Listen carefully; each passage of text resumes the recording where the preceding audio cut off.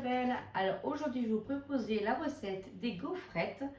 Nous sommes en janvier, donc nous avons tout le mois pour les faire, car nous avons tout le mois pour présenter nos vœux. Et rien de tel que si la famille ou vos amis viennent vous présenter leurs vœux, de leur proposer des gaufrettes faites maison. Alors c'est parti pour la recette.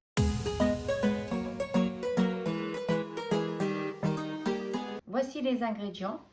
250 g de vergeoise blonde nature, 3 œufs entiers, 1 centilitre de rhum ambré, 500 g de farine, une pincée de sel, un demi-sachet de sucre vanillé et comme vous pouvez voir, j'ai déjà mis au bain-marie 250 g de beurre demi-sel. Alors pour la méthode la plus rapide, vous mettez votre beurre demi-sel dans un pichet adéquat au micro-ondes.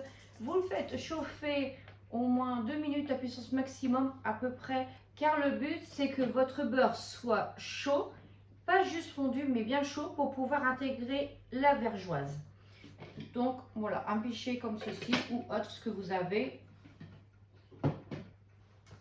Donc nous revenons au beurre qui est fondu dans notre saladier. On va pouvoir intégrer la vergeoise blonde. Et on mélange.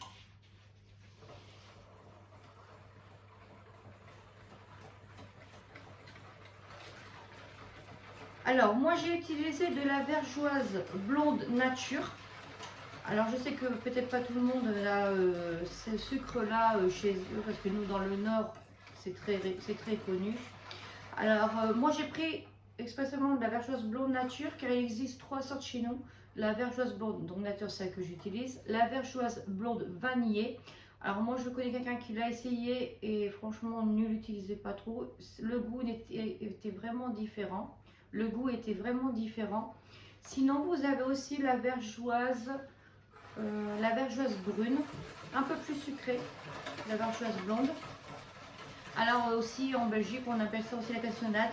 Je vous ferai montrer un petit peu les différentes textures qu'on a sur les différents sucres chez nous. Alors si vous n'avez pas chez vous automatiquement la vergeoise, vous pouvez remplacer par du sucre. Forcément ce ne sera peut-être pas le même goût, mais bon, si vous n'en avez pas, ou sinon si vous connaissez des gens du Nord, vous demandez qu'ils vous ramènent de la vergeoise pour faire vos gaufrettes. Alors après, bon, on dit des gaufrettes de Nouvel An, mais après pour les gourmands, vous pouvez les faire tout le long de l'année, il n'y a pas de souci. Voilà, donc moi j'intègre bien la vergeoise avec le beurre, vraiment pour que ça fasse un petit côté brun. Vous voyez là, comme ça. Voilà, je vais mélanger un petit peu pour faire retomber un peu la température. En même temps, je vais éteindre. Voilà.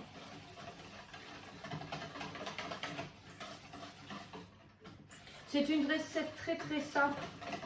Bon, après, il faut le gaufrier et les plaques adéquates. Car vous savez, comme tous, je pense que tout le monde le sait, que c'est des plaques exprès à gaufrettes. Je vous ferai montrer tout à l'heure les plaques. Alors surtout ne pas utiliser les plaques à gaufres.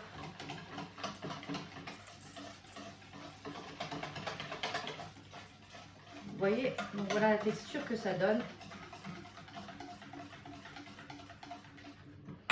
Voilà.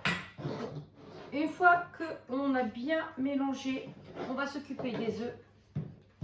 Alors, pour casser les œufs, moi j'ai ma petite astuce, le petit couteau côté plat, l'œuf, on tape. Alors le but c'est que je le mette avant dans un saladier pour éviter que si vous avez des coquilles, pour pas que ça tombe dans votre plat automatiquement. Donc là déjà un.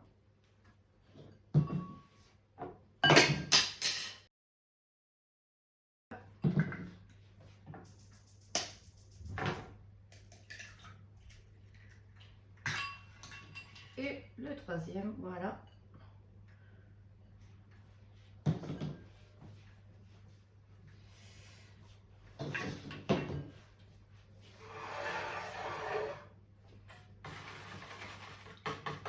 Donc là, maintenant, je vais bien intégrer les œufs mon saladier.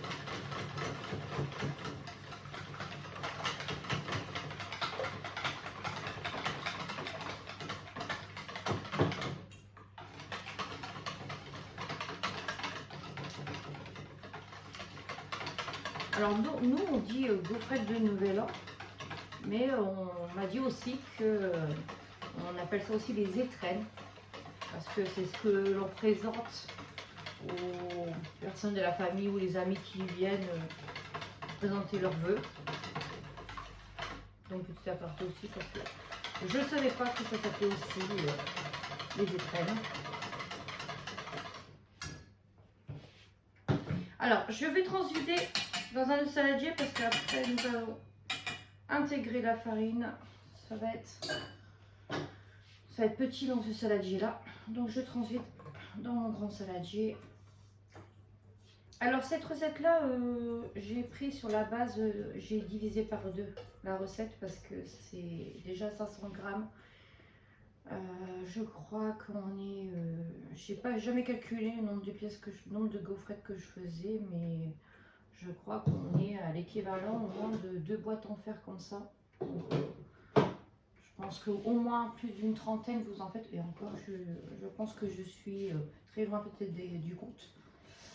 Alors à cela on va rajouter, alors j'ai pris moi du rhum ambré, c'est vraiment l'idéal pour ces gaufrettes. Après bon, celui qui aime pas trop, moi je suis pas trop avec l'alcool, mais je trouve que ça, le goût il ressort pas trop, donc même pour les enfants il n'y a pas de souci. Donc ça donne un petit goût qui est un peu différent pour les gaufrettes et je trouve que c'est super bien. Donc on met nos 1 centilitre de rhum. Alors, au fur et à mesure, je mélange un petit peu pour bien intégrer les ingrédients. On a le parfum. Et ça s'évapore bien après à la cuisson. Comme tout alcool. Alors ensuite, donc hop, je vais mettre mon sel dans ma farine. Alors la farine, j'ai pris, vous pouvez prendre la type 45, 55, c'est la standard, ça va très très bien. Moi je la tamise pas, donc après c'est selon si vous voulez faire, vous le faites. Moi je la laisse comme ça, telle quelle, je mélange tout, voilà. Et je rajoute mon demi paquet de sucre vanillé.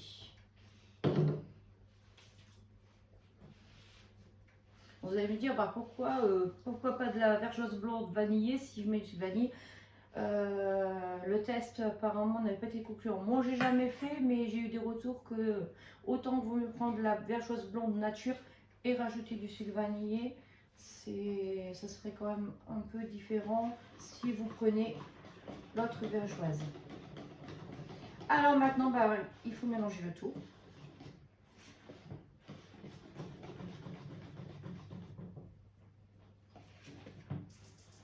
Alors je pense commencer au fouet et après je vais finir avec ma maryse.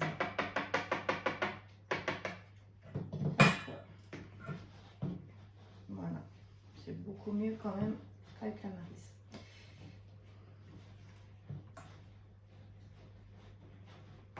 On monte un petit peu ses manches, ce serait mieux. Hop, voilà. Alors moi je laisse reposer un petit peu la pâte, je trouve que c'est idéal. Pas la faire cuire tout de suite, parce qu'en plus même pour faire vos petites quenelles de pâte, vous mettez dans le gaufrier, ce sera plus pratique. Donc voilà, vous avez cette texture là au départ, qui va un peu se durcir quand vous allez essayer de reposer la pâte. Alors pas au frigo, au réfrigérateur si vous voulez, mais laissez bien à température ambiante, mettez un film dessus. Alors je pense qu'1 heure ça suffirait.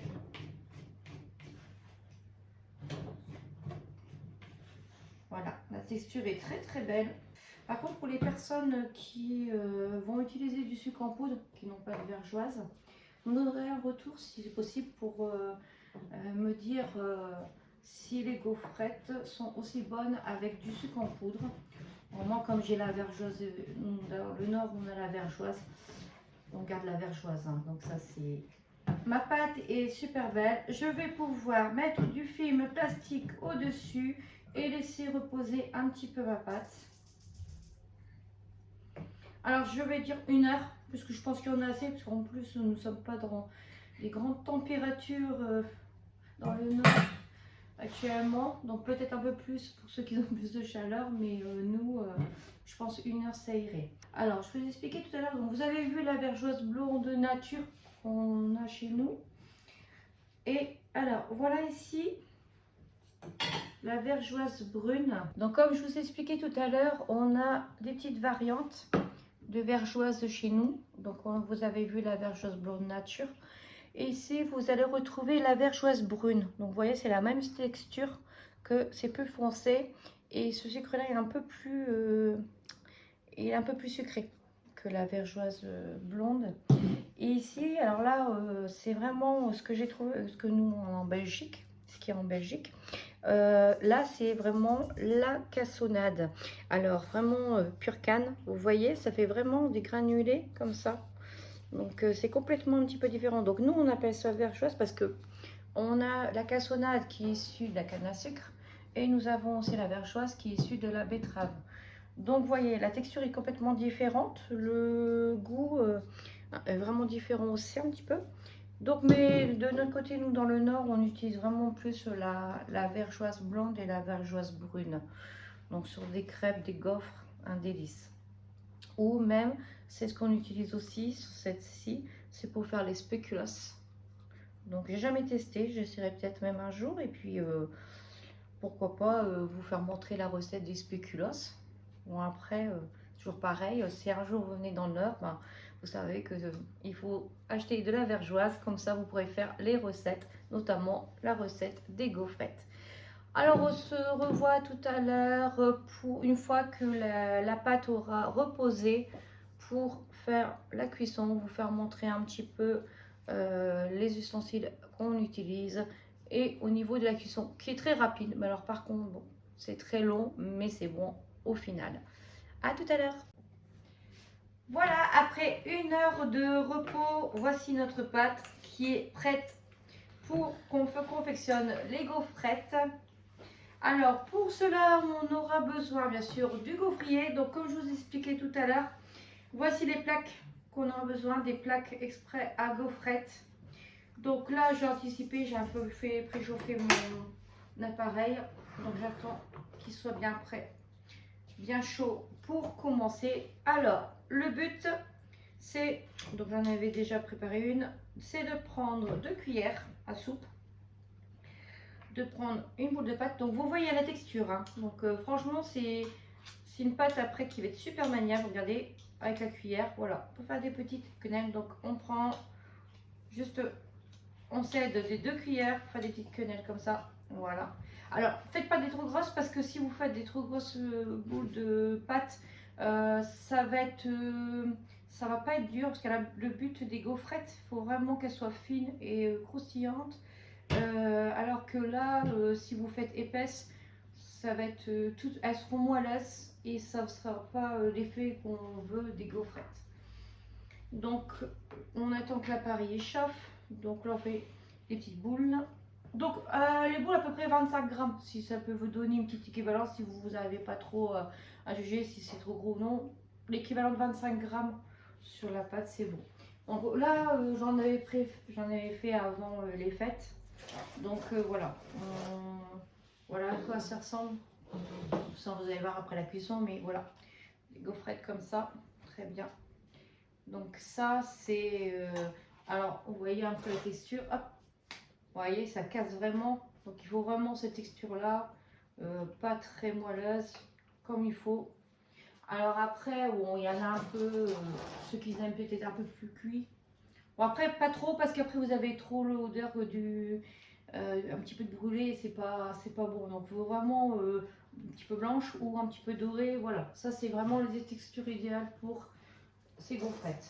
Alors surtout quand vous voulez les garder en conservation, Alors bon, moi c'était déjà le plastique déjà des biscuits, mais ils étaient déjà emballés, donc j'ai pu le récupérer, le réutiliser. Ou sinon, si vous n'avez pas, donc surtout boîte en fer, ça c'est l'idéal pour la conservation. Mais aussi, vous mettez dedans du papier de cuisson, donc papier blanc, et vous mettez dedans, vous mettez vos gaufrettes, vous les refermez, au moins ça se conserve. Après, si vous les utilisez beaucoup, ben faites deux boîtes différentes. Une boîte où vous allez les conserver longtemps, ça va rester bien sec. Ou après une boîte que vous allez toujours ouvrir, parce que c'est vrai que au niveau de la saveur et tout, ça va se perdre si vous ouvrez toujours la boîte. Donc après, c'était aussi des conseils qu'on m'a donné, hein. Donc je prends des conseils aussi de partout. Donc moi je vous le donne aussi. Prenez une boîte de conservation où vous n'allez pas l'ouvrir et une que vous allez ponctionner à chaque fois. Après, peut-être que si vous avez des grands gourmands à la maison, bah, en fait, il n'y aurait pas besoin de garder une boîte car tout partira en peu de temps. Donc ça, on va voir. Donc là, mon appareil, il est chaud. Donc, hop, on va pouvoir faire mes petites boules. Alors, hop, on va s'aider. Vous voyez, donc au centre. Donc c'est pour ça qu'il y a les petits traits là. Donc là, j'en avais déjà préparé deux. On va voir si au niveau, voilà, voilà. Donc je pense que ça va être bon. On va pas oublier non plus nos gaufrettes. Voilà. Donc ça, franchement, elles sont belles. Regardez-moi ça. Alors, pour les laisser, vraiment les faire refroidir sur une grille, hein. Ça c'est bien.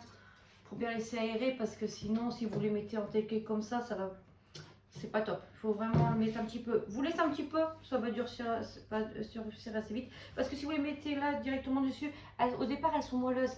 Donc ça risque de se casser et tout. Donc vaut mieux vous les laisser refroidir un petit peu. Et après vous les basculez le temps que vous fassiez vos autres fournées. Alors si vous voulez m'envoyer vos réalisations, n'hésitez pas à m'envoyer un message sur Insta sous le nom ci-dessous ou dans le lien de la description. Donc sur ce, on va finir, je vais finir de faire cuire les gaufrettes. Donc on se retrouve pour une prochaine vidéo et je vous dis à bientôt dans les recettes d'Isabelle. A plus!